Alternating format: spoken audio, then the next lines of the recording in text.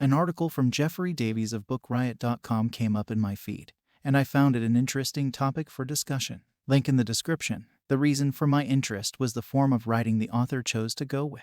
He seems to have taken 8 literary classics at random and proceeded to not think critically on what makes them overrated.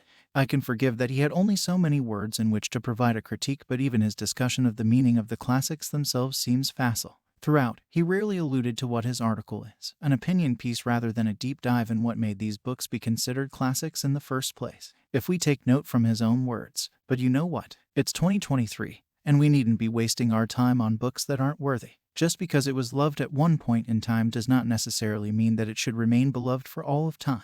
From my perspective, it seems to be an article for modern audiences, whereby Davies only reads enough into a book or form of prose to find something they can consider contentious, e.g., as he points out, the use of racist language. This is the contemporary method of using today's standards as a stick to beat authors of a bygone age with. In my view, there is no value in such analysis. It does yourself and the text a detriment to read it in such a way, because you lose so much of the impact and the key message. Sadly, I think this is the point. Davies seems to not want to know the messages these classic authors are trying to impart, and what people get from reading them. He might be right on what he says about the alternatives he has chosen, because I have not read any of them, but this reflects nothing on whether or not the books he is saying they are alternatives to are in fact overrated. The 8 classics he deems overrated are The Age of Innocence, Edith Wharton; On the Road, Jack Kerouac; Pride and Prejudice, Jane Austen; The Catcher in the Rye, J.D. Salinger; The Adventures of Huckleberry Finn, Mark Twain; Lolita, Vladimir Nabokov; Tuesdays with Morrie, Mitch Albom; Little Women, Louisa May Alcott. The only one of these I have not read is Tuesdays with Morrie, so I cannot speak on whether or not that particular title is, or is not, overrated. Of the 8 he has listed, I would disagree with 3, and one other I am on the fence about. The others I am not a fan of, but not sure you can refer to them as being overrated. The 3 I would disagree with are On the Road, The Adventures of Huckleberry Finn, and Lolita. The one I am on the fence with would be The Catcher in the Rye. The overarching reason in favor of these being classic is they are a product of the time in which they were written. They reflect the feelings and thoughts of the authors and how they interpreted the events during their writing. They contain a deeper message about humanity, our role within the universe, the individual, and the futility of our lives in the face of fate and our part of a larger whole. I will take each in turn. On the Road is the story of Sal and Dean traveling back and forth across the U.S., living a carefree existence and getting into adventures along the way. Dean gets out of jail and looks to continue his live-in-the-moment attitude. He is a relatable character because, like us all, he is looking for purpose and meaning in an absurd and meaningless world. Sal is the other part of us in that he is a bystander. He looks up to Dean because of the way in which he lives and is drawn into such a lifestyle. Both characters are kindred spirits and want to break free from the rat race. The tragedy is there is no breaking free. There is only life. We live, we age, we die. For those of us lucky enough, some may remember the deeds we leave behind. This is where the surface-level criticism of Davies shines through. He talks about how this is only rebellious and subversive in the 1950s, where it belongs, as though it has nothing else to teach us about subversion in the modern world. A major red flag is his comment, written by cis white men with uber amounts of privilege. This made me shake my head. Kerouac came from a middle-class family, so could afford the luxury of time to reflect on life and the meaning of it.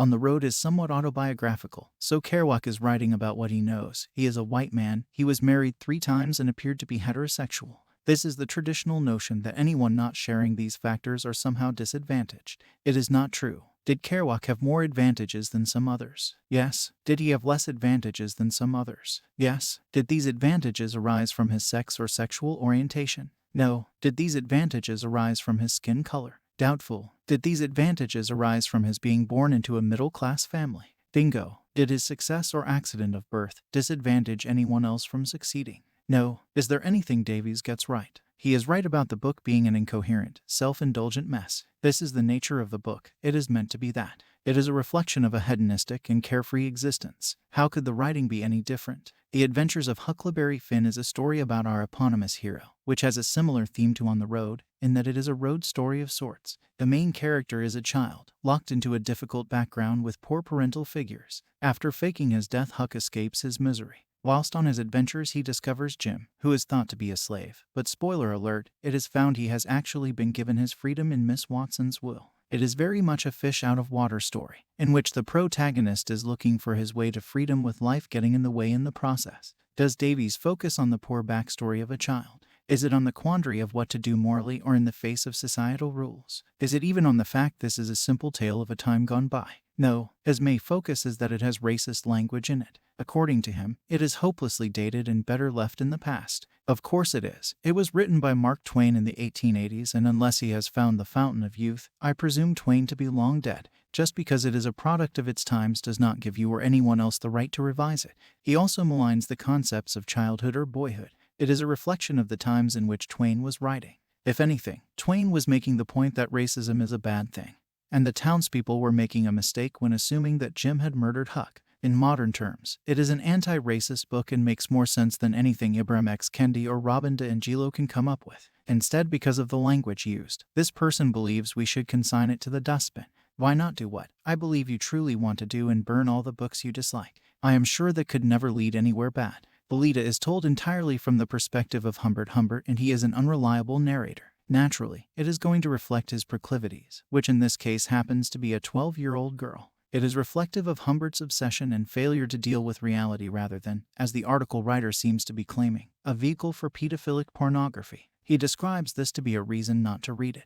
I believe it to be the exact opposite of this. You should read it because it gives a window into the negative aspects of obsession, the lengths a person will go to, and how destructive it can be. It seems that Lolita is happy enough living with her mother until the appearance of Humbert. When he arrives, she seems blissfully unaware of his obsession. The novel is mainly of Humbert playing out his fantasies. As with all things, Oscar Wilde is always right. There are only two tragedies. One is not getting what one wants, and the other is getting it. Lady Windermere's fan. By marrying her mother, Humbert has manufactured a reason for being around Lolita. In a twist, her mother dies, and Humbert takes on guardianship, obviously for his own nefarious purposes. As the relationship becomes more fractious, Lolita runs away with another threat, Claire Quilty. At a later time, when Humbert and Lolita meet again, reality hits for Humbert that the object of his affection no longer exists. His obsession is lost where fantasy meets reality. A tragedy is that Humbert never reflects on how his actions destroyed someone's life. The tragedy for Lolita is due to the actions of others. She never really has a chance to grow up and impact the world on her terms. At the end, Humbert deservedly dies in prison,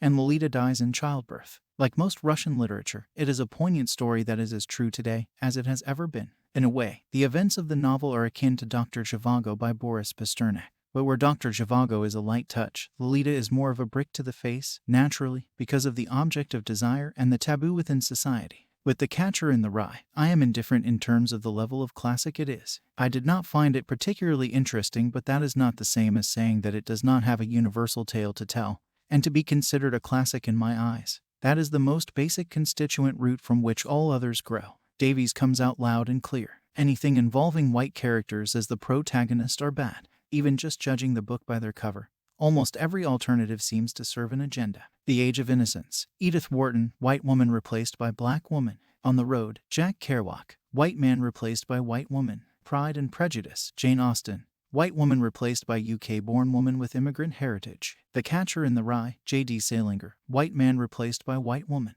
The Adventures of Huckleberry Finn, Mark Twain, white man replaced by Sri Lankan, Canadian man. Lolita, Vladimir Nabokov, white man replaced by white woman. Tuesdays with Morrie, Mitch Albom, white man replaced by white man. Little Women, Louisa May Alcott, white woman replaced by black woman. Is it just me that notices a pattern? As I stated before, this is not to say the alternatives deserve to be dismissed simply because they appear to be diverse. Universal tales reflect the times in which they were written. If they are worthy of a second glance, then they will stand the test of time, and I hope that in the future we are talking about these books in the same way as we do as classics. There is room for all the tales that people want to tell. However, like any form of affirmative action, if they are not worthy to be read and reread, then they should not be looked upon as being suitable alternatives to stories that have already stood up as examples deemed worthy of being called classic. Does this mean I am saying that Davies is not entitled to his opinion?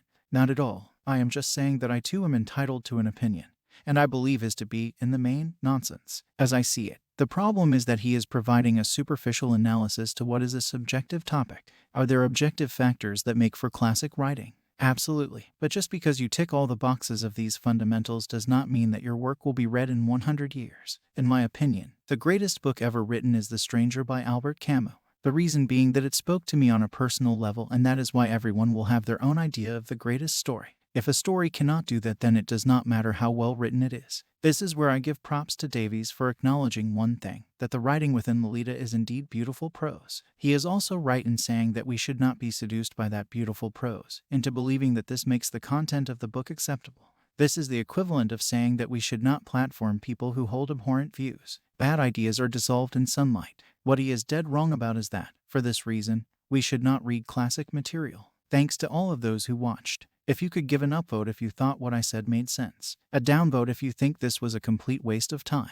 Add any comments regarding any aspect of the topic or my presentation skills, preferably something constructive, either positive or negative.